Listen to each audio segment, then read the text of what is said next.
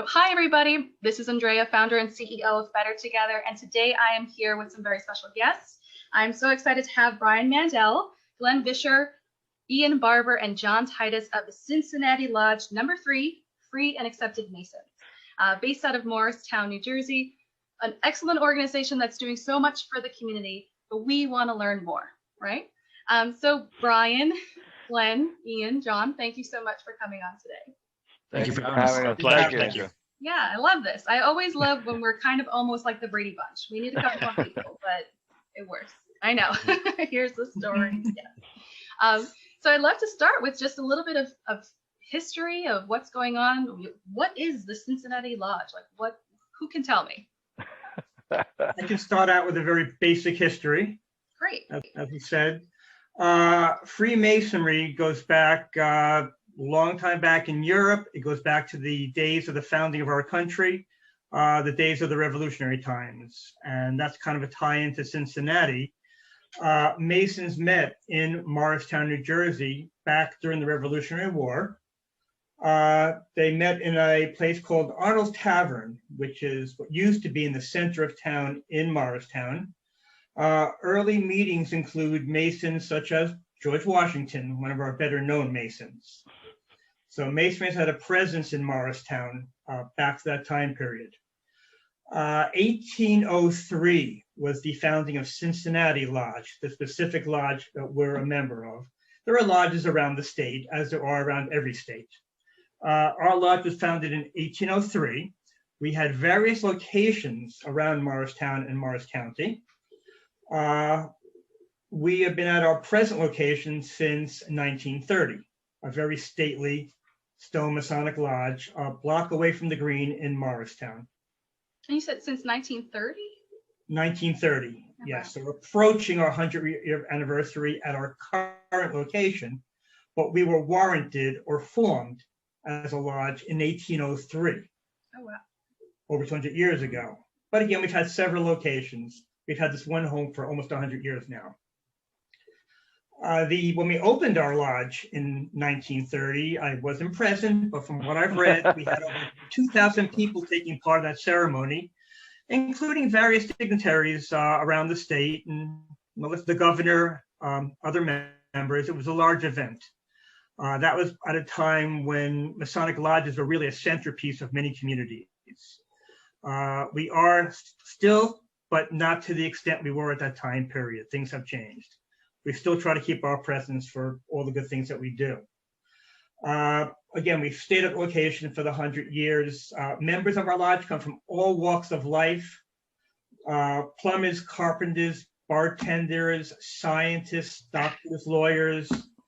Going through the roles of our membership, it's as diverse as Alfred Vail, co-creator of the first wireless telegraph, along with Samuel Morse. He's a member of our lodge with family members.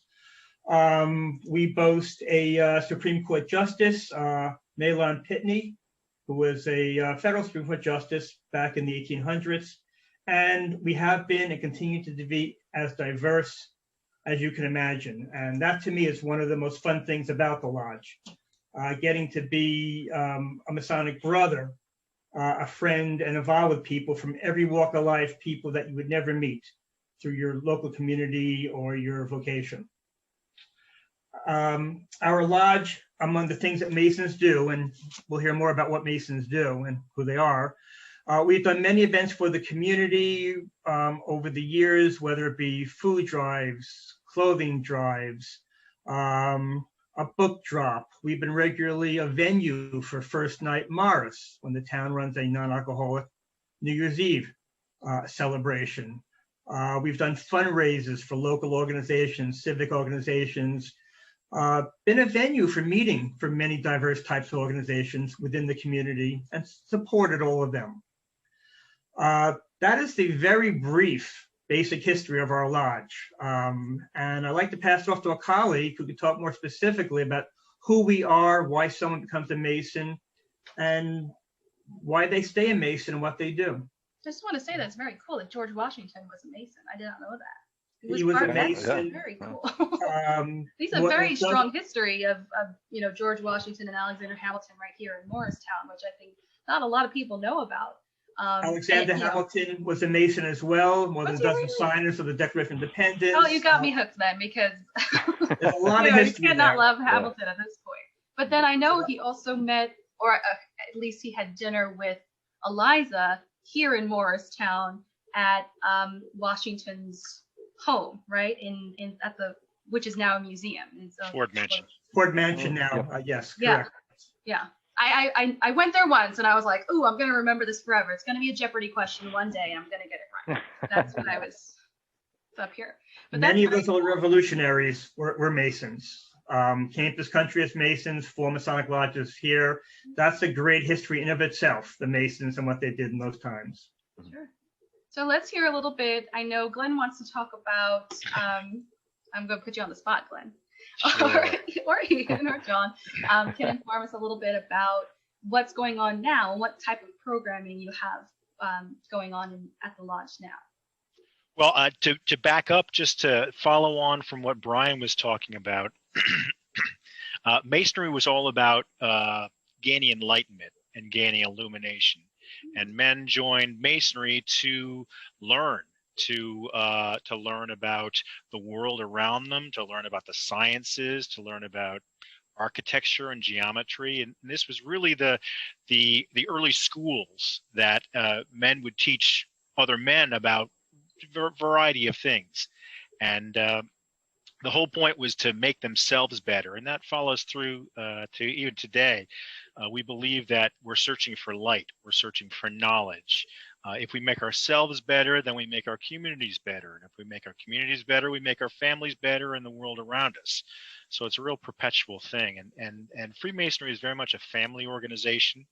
Our lodge is just a male organization, but families are involved. There are other organizations within the umbrella of Freemasonry. The Eastern Star is for females, for wives, for daughters.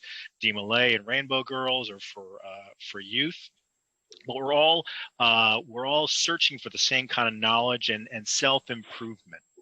And we really try and bring this forward to help to improve the town around us, improve the people around us, to assist in, as we'll talk about a little later, in food drives, in all sorts of working with helping people around us, to try and help ourselves, but by helping other people.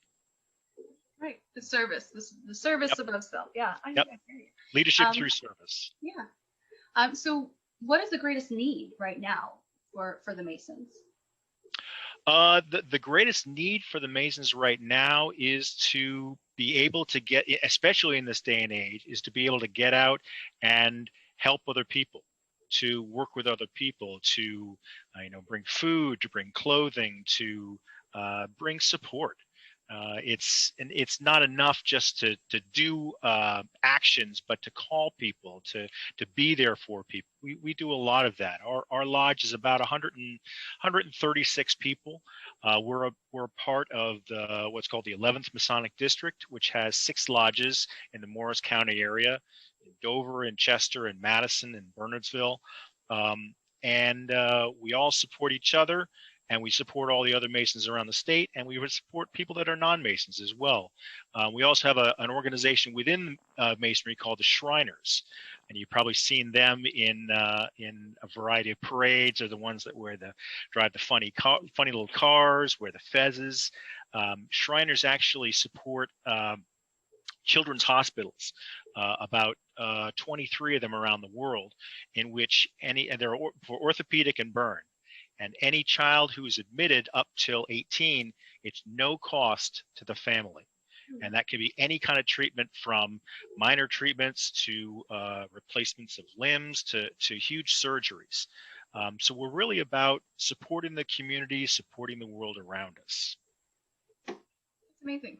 I didn't know that. So wait, so the Shriners are a branch of the Masons? They're a subset of the Masonry. If you think about Freemasonry as a like a pyramid, we're the bottom step of the pyramid.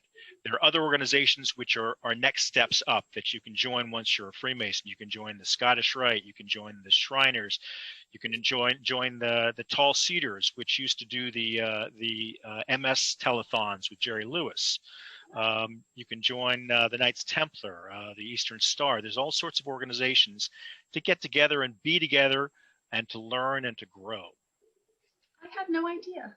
Can I tell you that I was on the Jerry Lewis telethon when I was in high school?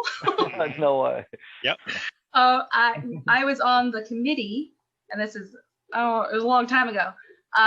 But I was on the committee for a muscular dystrophy dance that we had every year at our high school. And we raised like $100,000 every year just by having this. It was called a super dance. I don't know if you guys have ever heard of a super dance. No. And we raised money, and the top committee members would fly to California and be on the Jerry Lewis telethon. Very cool. Wow. So that was my, that's my connection to you guys, I guess. I had no idea. That's amazing. That's so cool. One nice thing I want to add is that Masonry is global. It's around the world, and we are all brothers, and we all can trust each other, same moral character. I do a lot of travel around the world with my business, and I have been to lodges around the world, and I have felt comfortable calling these men brothers around the world. So it's a very positive thing. I've been everywhere. So Awesome. That's so cool. What is going on right now with the Masons? Because I know you're having a drive, so I want to make sure that we don't forget about that. We want to promote that. We want to let the people know what's happening. What are you guys doing now? Well, I'm going to turn that over to John and to Ian to take that on. Sounds good. Andrea, thank you, first of all, for having us. It's been a pleasure and a privilege. And, I look forward to the shows going forward and you working with this organization and making this happen. This is awesome. And I think organizations like us, can really be a great networking tool for this. But as you said, the big one we have coming up this Sunday is we are having an Easter basket drive. And we are teaming up with the Easter Basket Drive of Northern New Jersey. It's a mouthful to say, but a great organization. And they're an organization that has been around for quite some time now, and they team up with the local Girl Scouts and some other groups. And bottom line is they're just finding, what people need to have a great Easter, whether it be food, candy, baskets, children's books, pretty much anything you can think of that children would need to have, a special Easter. Not only that, they're also taking items for the elderly, and sometimes they need a little help as well. So we're taking those collections this Sunday at our lodge, which is going to be March 28th from 12 o'clock to 4 o'clock p.m. For those of you that need our address, it's 39 Maple Avenue right there in Morristown, New Jersey. So again, that's 12 to 4. And we have a lot going on right now. The second thing, we have an interfaith food pantry drive that's pretty much going on 24/7. So if you ever want to drop off some food, dry food, canned food, things that are non-perishable items, find a brother Mason. You see Glenn and I are wearing our symbols now. We have masks on with our symbols. If you see somebody with a ring with a symbol, they're going to find a way to put that food there, or you can drop it off at Maple Avenue or same address. Another great thing we have going on is we just recently hooked up with the Morristown County Sheriff's Office. We have Hope One, their mental health and Narcan training van coming to our lodge on April 26th. So we'll have the county sheriffs there, their mental health, facility coordinators, giving information on Narcan training and working with the county sheriff. So that's a great endeavor we've gotten there. I don't know if you've seen it or not, but they really decked out one of their older vans, like purplish. It looks like an ambulance, but it's like Hope One, beautiful purple on it. And I love seeing that in the beginning in front of the lodge. Another thing we have going on right now is we have a blood drive about 3 times a year. We work with Vitalent, and on May 15th, all day at the lodge, there's a blood drive. We all know that one of the biggest needs during the pandemic right now is blood. And we also need plasma as well. So if you can donate, we'd love to have you there. And that's May 15th. And those signups will be online through our website and the Vitalent website relatively soon. The other thing we have is we have a book drop right outside our lodge too. If you go out of our lodge on the side, there's a big green container, and we're taking books there that you may not need anymore, but somebody else might think the world of. And as long as that book has a barcode on it, you can drop it in there 24/7 and we'll find a great home for it. So these are just a couple of the things we're doing. In the past, we've hooked up with the YMCA around the corner of Greater Morris to do coat drives and other drives. But one of the biggest things I love about this organization is we have the flexibility to help whoever needs help in our community in that given moment. So we have that ability to pivot, turn, find what the community needs, and solve that need or problem. One of the best things I remember is our 3 pillars with New Jersey Grand Lodge are faith, hope, and charity. And I think we're doing an outstanding job with that third one in charity in Cincinnati of Morristown right now. With that said, I don't know, Worshipful Master Ian Barber, anything else to add on that note? I mean, I don't know how do I follow that, John? I mean, I was crossing off things that I had that I was going to talk about, but no, but John, thank you very much. And Andrew, I appreciate, you putting this together. As John spoke to, we have a lot of things going on at the lodge itself and around the community. Basically, every couple of weeks or at least once a month. Of course, with the recent pandemic, it's been a little more difficult to do what we do best, and that's be out in the community and offering facilities and a venue for other groups in the community as well that we can provide. We work with a couple other groups that actually just use our facilities to host other community and fundraising events as well. So that's one thing also that we can provide, and that we're excited to put out there a little bit more as things start getting back to normal. So I mean, I'm excited for the things coming up, and the things that we've done, and seeing those events like the wheelchair track and field that we host every year, that coming back. Yeah, we're really excited, and I'm looking forward to doing this again, and I don't know if anybody else has anything else to add, or Andrea, if you have any other questions for us, but yeah, we're looking forward to it. Yeah, John said it all, and yeah, I know. I had nothing else I could do. John. I know it's hard to follow him. I know. No. But with your permission, I'm happy to promote and post all of those events on bettertogethercommunity.org, because that's what we do. The purpose of my website or our website is to promote all of these amazing events that you guys are doing in your community, to connect you to the community, right? That's always the missing piece for some reason. We have all these great events. We want all these people to come. We got to get the information to them. So I'm happy to help you guys promote and send out all that information. And John, and you can send me all that stuff, and we'll post it. I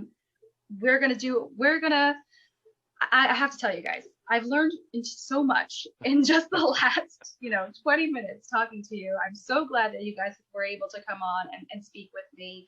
I just want to ask you one last question. I love faith, hope, charity. Those 3 pillars, amazing. What are your final words talking to the community? I'm assuming if you're trying to get new members, how are you trying to find new members, and how can you kind of bring them in? So what do you want to say to people out there who might be potential members of the Masons? Who wants to go first?